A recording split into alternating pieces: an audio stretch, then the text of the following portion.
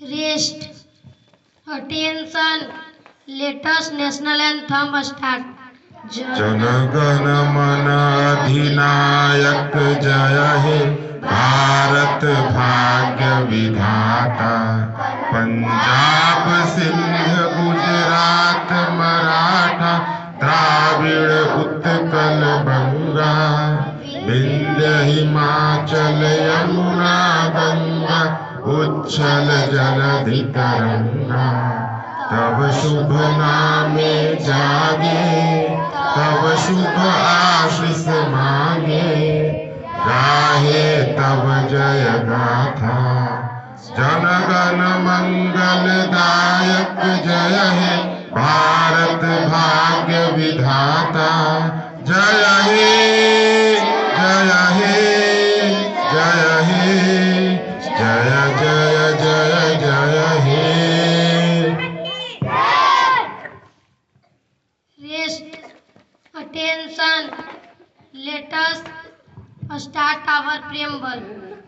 हम भारत के लोग भारत को एक संपूर्ण प्रभुत्व संपन्न समाजवादी पंथनिरपेक्ष लोकतंत्रात्मक गणराज्य बनाने के लिए तथा उसके समस्त नागरिकों को सामाजिक आर्थिक राजनीतिक न्याय विचार व्यक्ति विश्वास धर्म उपासना की स्वतंत्रता प्रतिष्ठा स्तर की क्षमता प्राप्त कराने के लिए तथा उन सब में व्यक्ति गरिमा राष्ट्रीय एकता अखंडता निश्चित कराने वाली बढ़ोतरी बनाने के लिए दिन संकल्प होकर अपनी संविधान सभा में आज तारीख 26 नवंबर 1949 को लेखक द्वारा संविधान को अधिकृत अधिनियमित और आत्मर्पित करते हैं। रेस्ट। हर दिन की भांति अब समय आ गया है विद्यालय में उपस्थित सारे बच्चों की गिनती करने का। मैं चाहूंगा छोटे क्लास के बच्चे गिनती करना आरंभ करें।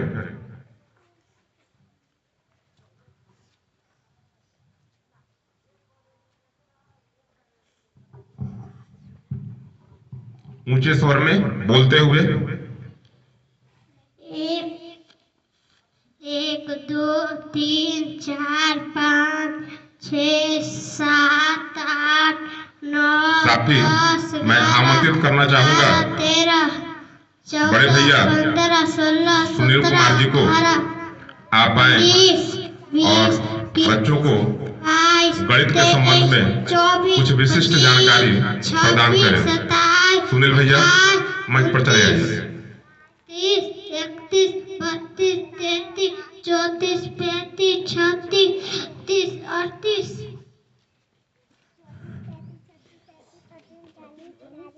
40 41 42 41 42 43 44 45 46 47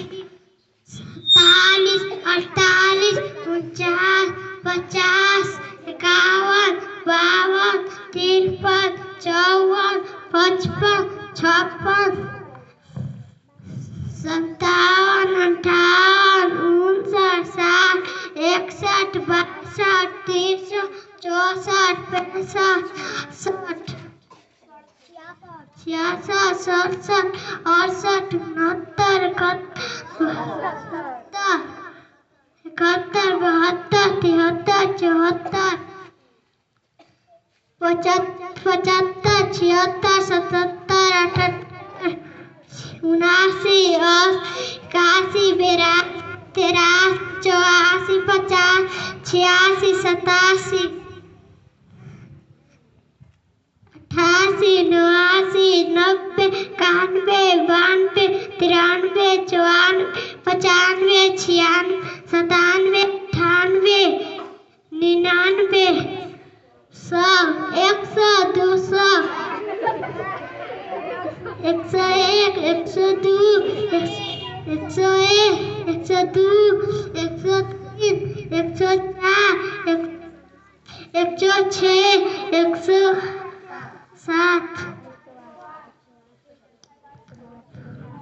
इसको भी काउंट कर लो। 109।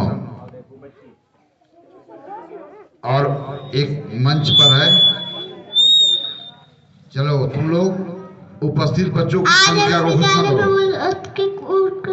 विद्यार्थियों की संख्या 111 है। आज हमारे विद्यालय में 111 बच्चे हैं। चलिए, आप लोगों ने गणना कर लिया उपस्थित बच्चों की, तो आज उपस्थित बच्चों की संख्या आपको नहीं बतानी है। छोटे बच्चे क्लास 1 क्लास 2 का आज उपस्थित बच्चों की संख्या कितनी रही? 100। चलिए, आज जो उपस्थित बच्चों की संख्या 111 रही है, आप लोग को बताना है, इस पंक्ति वाले छात्रों को, क्योंकि आप 1 2 वाले हैं। तो 111 अंकों की जो 111 जो संख्या है उपस्थित बच्चों की, वह कितने अंकों से मिलकर के बनी? चलिए, तो आपको यहाँ पर मंच पर आके बताना है कौन कौन से अंक किस स्थान पर बैठे हुए हैं। इधर आइए, कौन बताएगा? मैं पूछूंगा। संख्या 111, संख्या 111 के सैकड़ा के स्थान पर कौन सा अंक है? 1। दहाई के स्थान पर कौन सा अंक है? 1। और इकाई के स्थान पर कौन सा अंक है? 1। 1। बहुत अच्छा, अब जाइए वहां। अब मैं क्लास 1 क्लास 2 से ही पूछता हूं कि आज जो संख्या उपस्थित विद्यार्थियों की संख्या 3 अंकों की प्राप्त हुई है, आज उन 3 अंकों को मैं जोड़ूं तो अंकों को जोड़ने से कौन सी संख्या मिलेगी? Very fine.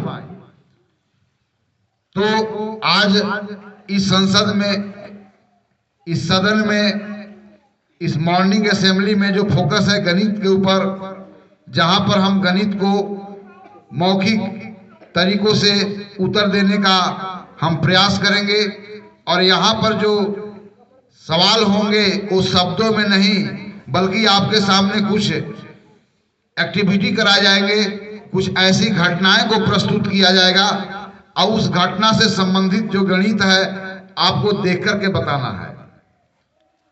मैं आपके अंदर में जो सबसे बड़ा चीज का विकास करना चाहता हूं वह यह है कि गणित को आसपास अपने जीवन में जो समस्याएं आते हैं उन समस्याओं के समाधान में यहां बताई गई गणित का उपयोग करना आप सीखें।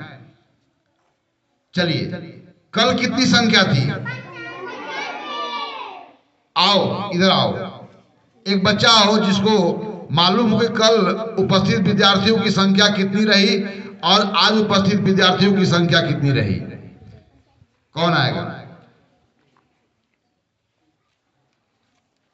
तुमको नहीं बुलाऊंगा, तुम तो हमेशा आते हो।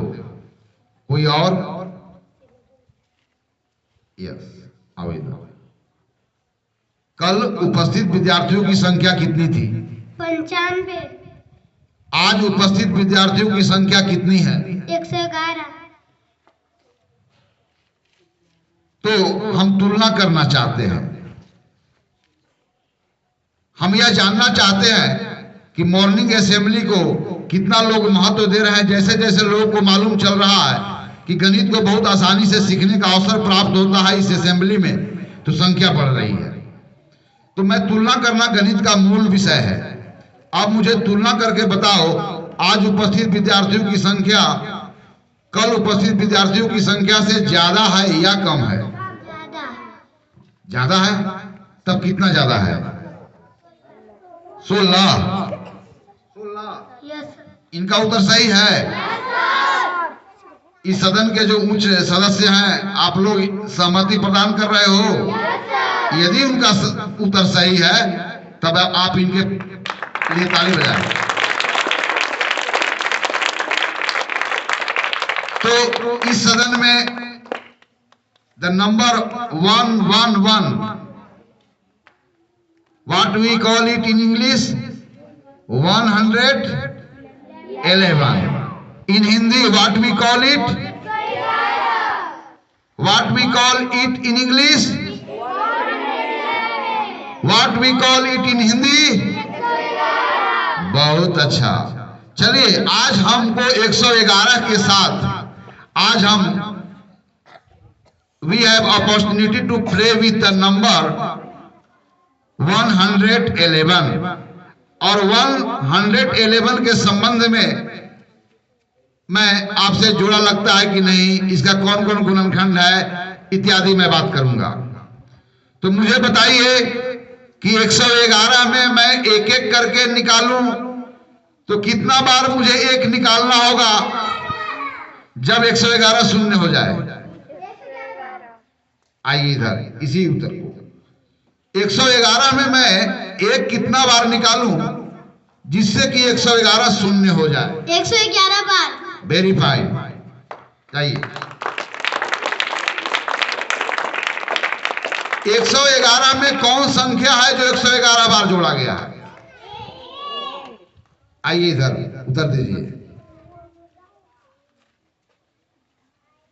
111 में वह कौन संख्या है जिसको अपने आप से 111 बार जोड़े हैं? एक। Very fine. अब 111 में मेरा आज इरादा है कि 111 बच्चों को मैं 10-10 के समूह में बांटूं और देखना चाहता हूं कि 10-10 के समूह में बांटने पर कुछ बच्चे बचते हैं कि नहीं, या फिर 10-10 के कितना अधिक से अधिक समूह बन पाएंगे और इस नियम के अनुसार कितने शेष बचेंगे। तो यह सवाल रहेगा क्लास 2-3 क्लास 2-3 से। तो 111 में 10 को कितनी बार निकाला जा सकता है?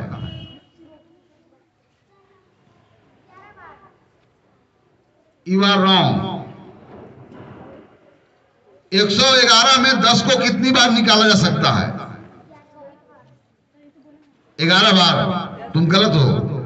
इधर कौन बता सकता है? 111 में 10-10 करके निकालूं या 10-10 का समूह बनाऊं तो अधिक से अधिक कितने समूह बन पाएंगे? 11। No, you are totally wrong. सही है? मैं ही गलत हूं? नहीं सर, गलत है। तू हमारे पक्ष में आ गई। फिर से सोचो। Yes, you are correct and I am wrong. यहां पर अपना कॉन्फिडेंस को डेवलप करो। कोई बात सत्य है या असत्य है, इसका प्रमाण कैसे दिया जाएगा? तो सत्य और असत्य का परिभाषा गणित में है वह जो आपके अंतर्ज्ञान के द्वारा जो अनुभूत तथ्य है वही सत्य है। यहां पर सत्य और असत्य के निराकरण के लिए सिर्फ हमारे पास एक ही आधार है और वह है हमारा अंतर्ज्ञान, इनर सेंस। वेरीफाइड। तो 111 में मैं 10 को कितनी बार निकाल सकता हूं? चलो आओ इधर। इस बच्चे को सबसे पहले यही आंसर दिया था, इसके लिए ताली बजा दो। चलो अब 111 में मैं 10-10 करके निकाला तो ठीक है, 10-10 का समूह बच गया। लेकिन ऐसे कितने लड़के बच पाएंगे जो समूह में नहीं? फिर मुझे बताइए, आप ही से पूछ रहा हूं, क्लास 1 क्लास 2 नॉट 3। आज की संख्या 3 अंकों की सबसे छोटी संख्या से कितना ज्यादा है? 9। सोचो, आज उपस्थित विद्यार्थियों की संख्या 11। यस, आज उपस्थित विद्यार्थियों की संख्या 111 है और 3 अंकों की सबसे छोटी संख्या 100 है। तो मैं पूछ रहा हूं कि 111 100 से कितना ज्यादा है? Very fine.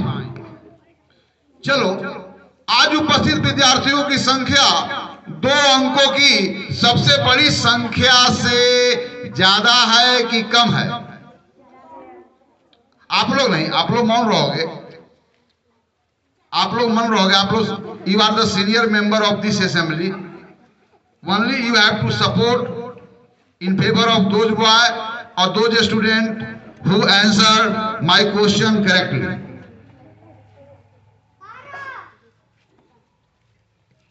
ये कह रहे हैं कि आज उपस्थित विद्यार्थियों की संख्या 2 अंकों की सबसे बड़ी संख्या से कितना ज्यादा है? 12। क्या सही है? यदि सही है तो फिर इनका इंकरेज कीजिए ताली बजा करके। चलिए, थोड़ा सा गणित और थोड़ा जटिल हो जा रहा है। देखो मैं क्या पूछ रहा हूं। आज उपस्थित विद्यार्थियों की संख्या से 11 कम प्राप्त होने वाली संख्याओं के गुणनखंड को बताओ। अरे सोचो, आज उपस्थित विद्यार्थियों की संख्या से 11 कम जो संख्या प्राप्त होगा, उन संख्याओं के कौन कौन से गुणनखंड होंगे? सोचो। बोर्ड यहां पर होना चाहिए था सर, प्लीज। आप सोचो, आज उपस्थित विद्यार्थियों की संख्या से 11 कम तो कोई संख्या होगा। अब जब संख्या होगा तो उसका भी गुणनखंड होगा, अर्थात उन संख्याओं के बारे में सोचेंगे जिनसे 111 से 11 कम संख्या पूर्णतः विभाजित हो जाता हो। आपको लिख के बताना है। सिर्फ you have to tell those number which is the which are factor of the number 10 not 11 less than the number of a student present today. You have to find out the factor of those number which are less than which is less than 11 than the number of a student present today. 11 less than the number of a student present today. 11 less than. What is the factor of that number? 11 less than the number of a student present today. आप एक बार फिर सुने सवाल को। आज उपस्थित विद्यार्थियों की संख्या से 11 कम जो संख्या प्राप्त करेंगे, उनका कौन कौन से संख्या गुणनखंड होंगे? आप सोचो, सबको मिलकर सोचना है। इस मॉर्निंग असेंबली में without using pen and paper आपको पूछे गए सवालों को मौखिक उत्तर देना होता है, और इसमें सिर्फ मस्तिष्क आपको अंगुलियों का प्रयोग कर सकते हैं, क्योंकि मनुष्य जब भी गणना करने का कार्य प्रारंभ किया तो सबसे पहले अंगुलियों से ही किया। इसलिए अंगुलियां हमारे पास साधन है, सिर्फ उनका प्रयोग करके आपको उन संख्याओं का गुणनखंड बताना है जो उपस्थित विद्यार्थियों की संख्या से 11 कम है। चलिए, कौन बताएगा यह सवाल? पहले छोटे बच्चों से, यदि यह हल नहीं कर पाते हैं तो आप रेडी रहिए। अच्छा, आप लोग हाथ उठा दीजिए कि इधर कितने बच्चे होंगे। How many students there will be on this side who are able to answer my question correctly? इसमें सिर्फ इतना ही स्टूडेंट है। चलो, इधर कितने होंगे छात्र जो इस प्रश्न का उत्तर दे रहे होंगे? इधर कितने छात्र होंगे जो इस प्रश्न का उत्तर दे रहे होंगे? आज उपस्थित विद्यार्थियों की संख्या से 11 कम में जो संख्या प्राप्त करेंगे, उन संख्या का कौन कौन सा गुणनखंड होंगे? सवाल तो सीधा है। आप बताओगे? आप बताओगे? आप ही बताओगे? आप ही बताओगे? और कौन बताएगा इधर? तुम बताओगे? तुम भी बताओगे? चलो, आज मैं तुम्ही को चांस देता हूं। चलो लिखो, write down those number which are the factor of the number 11 less than the number of students present today at my school.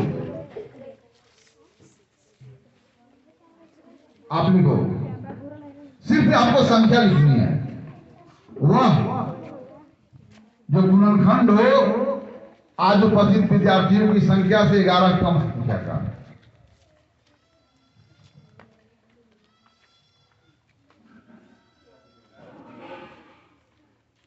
पहले वो संख्या कौन है वेरीफाई, उसके आगे तीर लगाओ।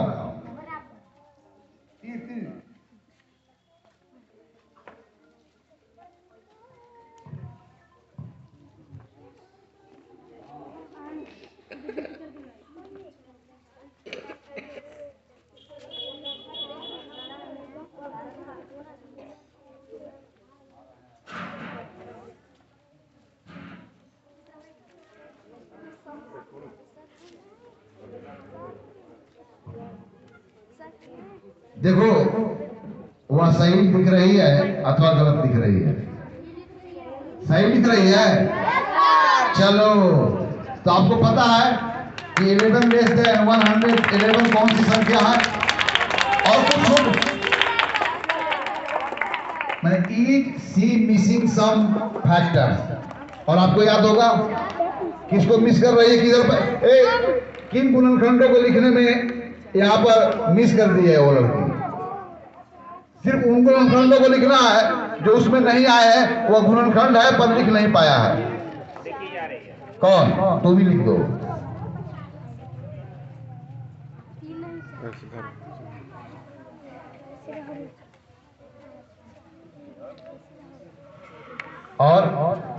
और तो कोई होगा क्या? हुआ 6 गुणनखंड है उसका? चलो तुम गलत कर गई, 6 नहीं है, बाकी तो जो सही लिखी। और बताओ, तुम ही लिखेगी? आ जाओ, कौन संख्या वो छूट गया है? वही लिखना है जो छूट गया है।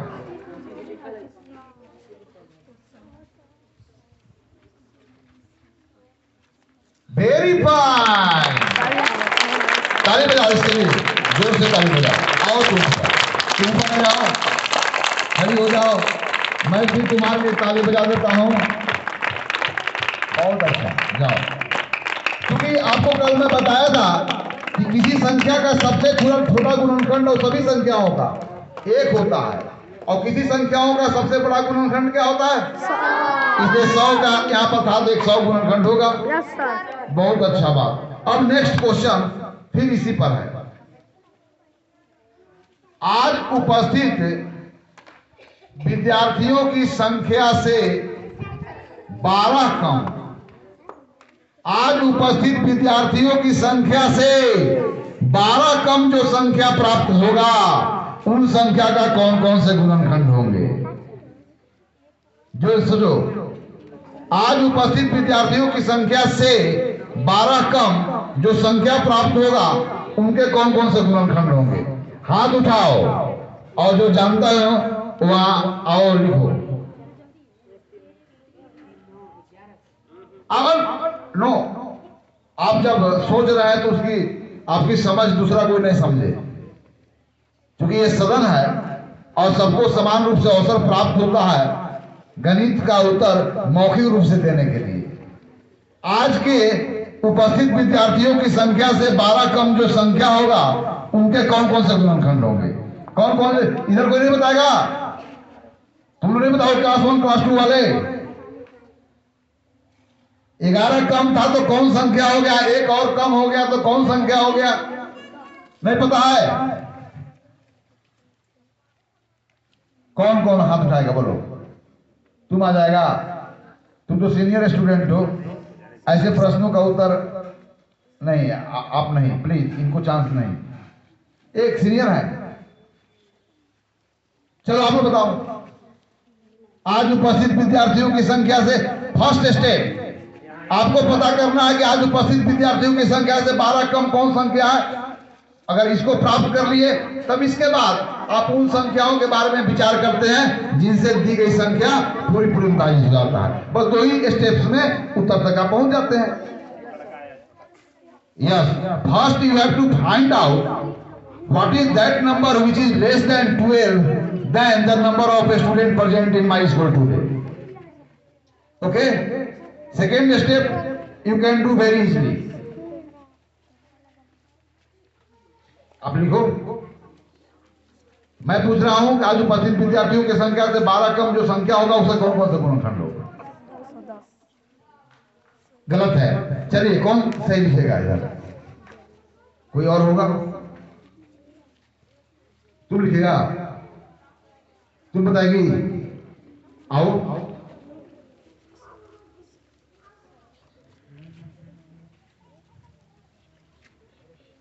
बहुत अच्छा।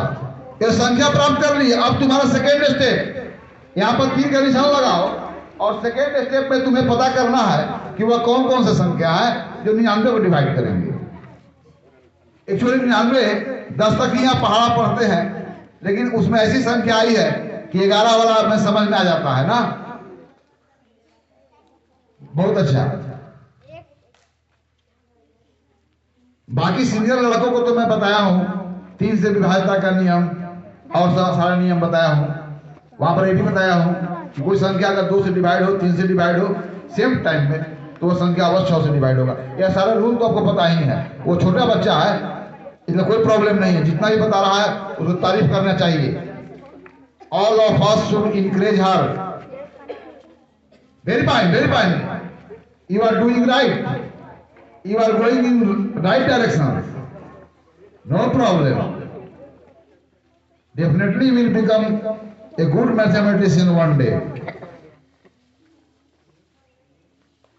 चलिए आप इतना और रूल को समझे। इधर आइए, इधर आपको मैं बताया हूं। और रूल को किसी संख्या का सबसे बड़ा गुणनखंड स्वयं होगा, तो एक और तो लिख देते आप। चलिए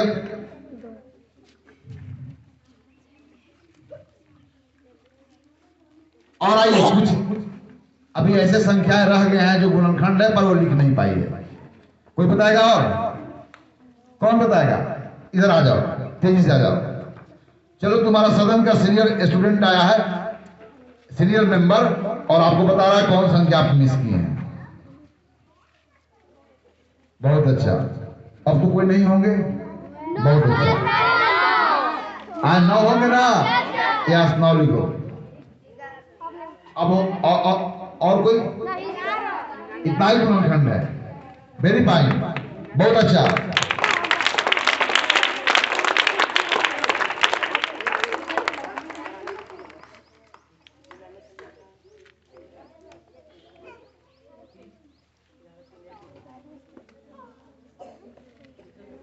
चलो, आज उपस्थित संख्या जो है उससे 21 कम जो संख्या प्राप्त करेंगे उससे कौन कौन से गुणनखंड होंगे?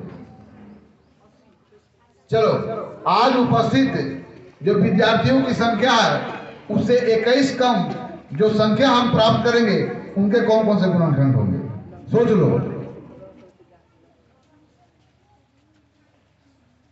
बता सकते हो?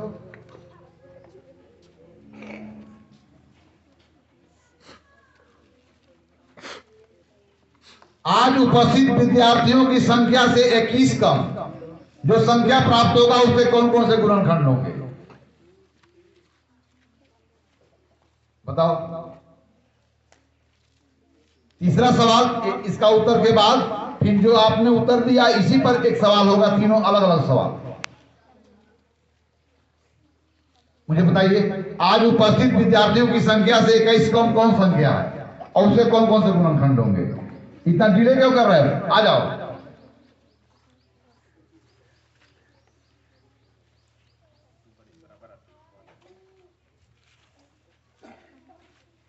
आज उपस्थित विद्यार्थियों की संख्या से 21 कम जो संख्या होगा उसके कौन कौन से गुणनखंड होंगे?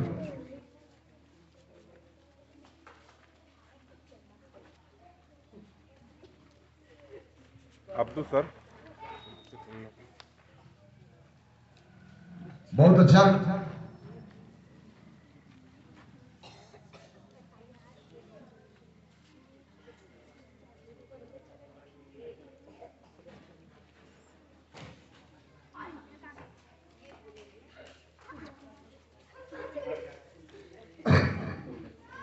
बोलो, ठीक है।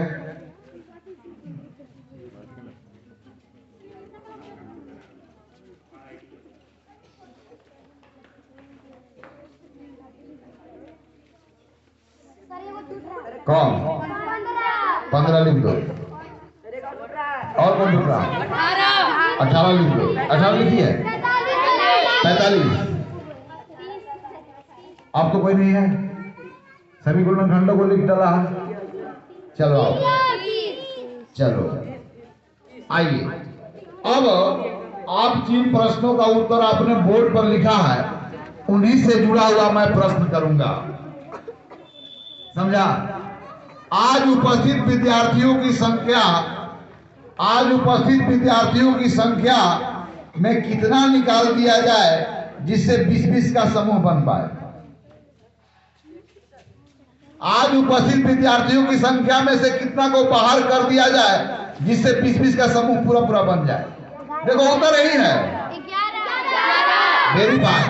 आज उपस्थित विद्यार्थियों की संख्या में से कितना निकाल दिया जाए जिससे उसमें 3-3 का समूह बन पाए? यस, सवाल को कर दिया है। अब रिवर्स मैं उल्टा करके पूछ रहा हूं।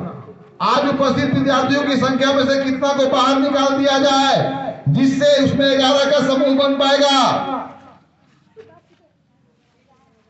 कितना आसान क्वेश्चन है। क्योंकि आज उपस्थित विद्यार्थियों की संख्या में से कितना निकालने के बाद 11 का समूह बन पाएगा, तो निश्चित है कि 11 के पहाड़े में वह संख्या आनी चाहिए। तो यहाँ ऑलरेडी आपके पास 99 है ही है, तो यह कितना निकाला गया था? ये उत्तर है ना। तो आज उपस्थित विद्यार्थियों की संख्या में से कितना निकाल दिया जाए जिससे 11 का समूह बना पाए? चलिए यहीं से पूछूंगा, आज उपस्थित विद्यार्थियों की संख्या में कितना को निकाल दिया जाए जिससे 18 का समूह बन पाए? कितना? Very fine. अब चलो फिर मैं पूछ रहा हूं इससे, आज उपस्थित विद्यार्थियों की संख्या में से कितना को निकाल दिया जाए, कम से कम कितना को निकाल दिया जाए जिससे वहां पर 25 का समूह बन पाए? आज उपस्थित विद्यार्थियों की संख्या में से कितना को बाहर निकाल दिया जाए जिससे वहां पर 9 का समूह बन पाए? क्योंकि आपने इस प्रश्न का उत्तर अभी जस्ट दिया। आज उपस्थित विद्यार्थियों की संख्या में से कितना को हम बाहर कर दें जिससे 45 का समूह बन पाए? समझ गया ना? तो यहां पर बहुत सारे प्रश्न थे, लेकिन सभी प्रश्नों का अलग अलग प्रश्न थे, लेकिन सभी प्रश्नों का उत्तर एक ही व्यंजक में दिया गया। तो यहां पर यह जानना है, हमारे जीवन में ऐसे बहुत सारी समस्याएं आएंगे जहां पर अपने गणित का हम प्रयोग करते हैं। अब एक लास्ट सवाल है, और लास्ट सवाल का उत्तर देना है। मैं संख्या को छोटा रखूंगा, छोटी छोटी संख्याओं का रखूंगा, क्योंकि छोटी छोटी संख्याओं के साथ आपको मैनिपुलेट करना आपके लिए आसान होगा। चलिए, किधर है कलम? कल्पना करो, देखो यहां पर कल्पना करो, इमेजिन कि एक बहुत बड़ा कंटेनर है और इसमें जब हम तेल पूरा भरते हैं तो इसमें 40 लीटर तेल आ जाता है। यह एक कंटेनर है जिसकी कैपेसिटी 40 लीटर है। ओके, अब यहां पर बहुत से छोटे छोटे बर्तन हैं, बहुत से छोटे छोटे बर्तन हैं।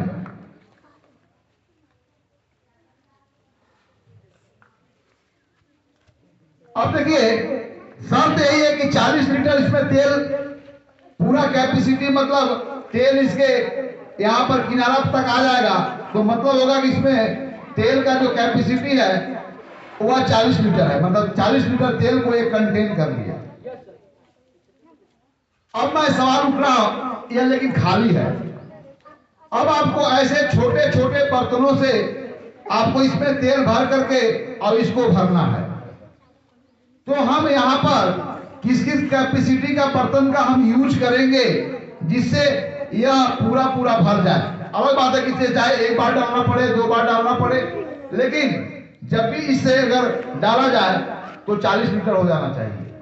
तब ये छोटे छोटे बर्तनों की कैपेसिटी बताना है कि किन किन छोटे बर्तनों से, मतलब उनका माप क्या होगा, किस माप के बर्तनों से इन्हें अगर इसमें तेल डाला जाए तो पूरा तेल आ जाएगा।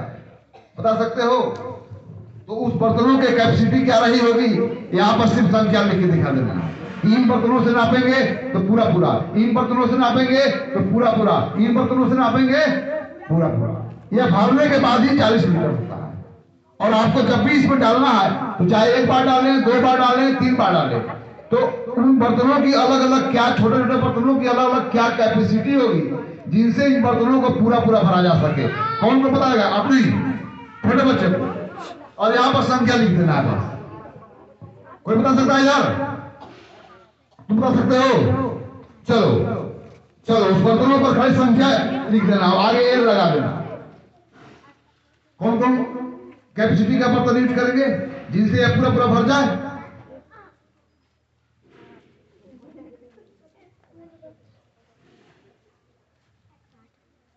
आठ लीटर। मेरी फाइनल इसमें 8 लिखो।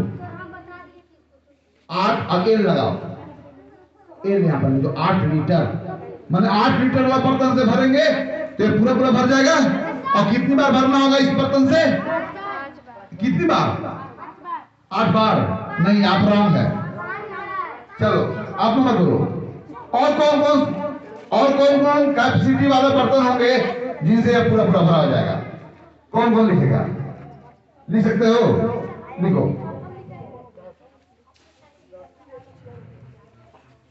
Very fine, 10 litre. और किसी छोटे बर्तनों से नापा जा सकता है? और इसके अतिरिक्त कोई बताओ? तुम आओ बताओ।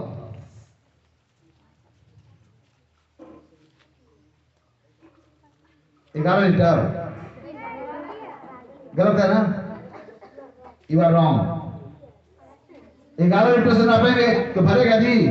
एक बार में 11 लीटर, 22 लीटर, 33 लीटर, 44 लीटर, ज्यादा हो गया। कौन बताएगा? और कोई? तुम बताओगी? चलो, जितना संभव हो सकता है छोटे बर्तनों का प्रयोग करना है, जिनसे चाहे जितनी बार आप भरें, लेकिन 40 लीटर आना चाहिए। क्या लिखिए? 5 लीटर। और कोई और हो सकता है बर्तन? आप भी लिख सकती हो, लिख के बताओ।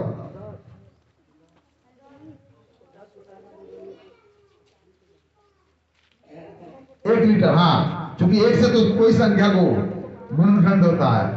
ठीक है। और कोई बताएगा? और कोई बताएगा? तुम बताएगा? आओ।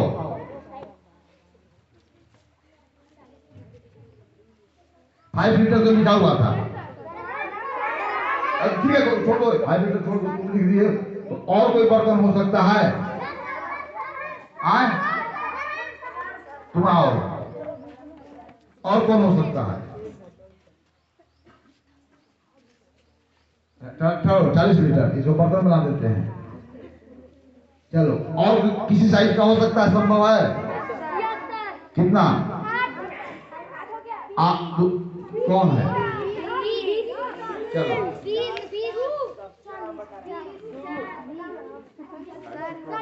चलो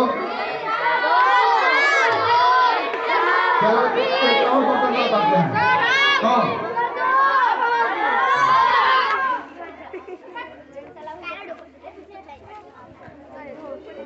और कोई है?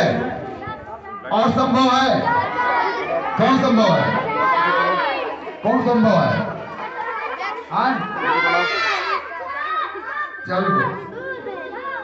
चलो मैं बर्तन बना देता हूँ।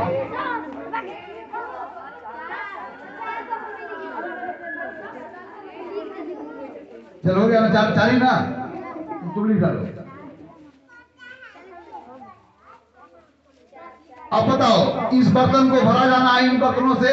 और कोई नाप का बर्तन होंगे कि जितने भी संभव नाप है सब ले लिया हमने? 10।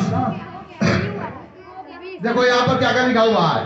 5 लीटर वाली बर्तन लिए हैं, 8 लीटर वाली बर्तन लिए हैं, 40 लीटर वाली बर्तन लिए हैं, 1 लीटर वाली लिए हैं, 20 लीटर वाली, 10 लीटर वाली, 4 लीटर वाली, 2 लीटर वाली। और कोई अलग कैपेसिटी के बर्तन हो सकते हैं? क्योंकि 40 को जब नापना है तो 40 से तो बड़ा बर्तन लेंगे नहीं। जिसके 40 से बड़ा कैपेसिटी वाला बर्तन कभी यूज करना नहीं है। और कोई हो सकते हैं? कौन हो सकते हैं? 16 हो सकते हैं। और कोई हो सकते हैं? नहीं हो सकते हैं। जितने भी संभव थे आप उन धारिता वाले बर्तनों का आपने यहां पर बता दिया।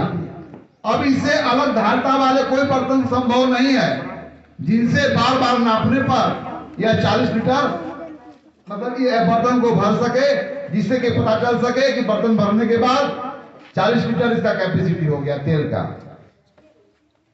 ओके, अब इसी पर मैं सवाल पूछ रहा हूं, यदि 40 लीटर वाली खाली बर्तनों को 1 लीटर वाले बर्तन से तेल भरें तो हमें कितनी बार ऐसे डालने की आवश्यकता होगा?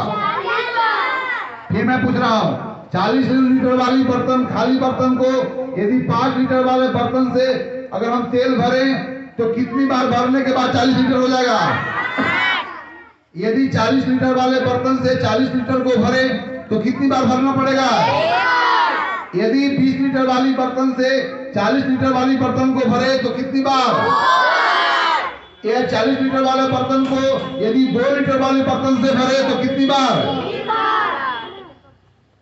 तो इस समस्या से मैं आपको यह बताना चाहा कि गुणनखंड जिसके बारे में लगातार 2 दिनों से सदन के अंदर में चर्चा हो रही है, वह गुणनखंड का महत्व हमारे जीवन में कितना है और जीवन में किस प्रकार की समस्याओं के समाधान में गुणनखंड सहायक है। ऐसा समस्या हम सबों के लाइफ में आता है, तब वहां पर विचार करना होता है कि उन छोटे छोटे बर्तनों की क्या धारिता होगी जिनसे पूरी अगर जितनी भी बार आप भरें तो 40 लीटर उसमें तेल आ गया, ये मालूम होना चाहिए। जबकि खाली कंटेनर का दिया हुआ है और आपको बताया गया है कि जब तेल पूरा भर जाता है तब इसकी जो वॉल्यूम है वह 40 लीटर हो जाता है। तो इन समस्याओं में गुणनखंड हमारा सहायक है और बहुत तरह की समस्याओं को मैं रखूंगा जहां गुणनखंड की अवधारणा का प्रयोग करके हम उस समस्या का समाधान ढूंढ लेते हैं।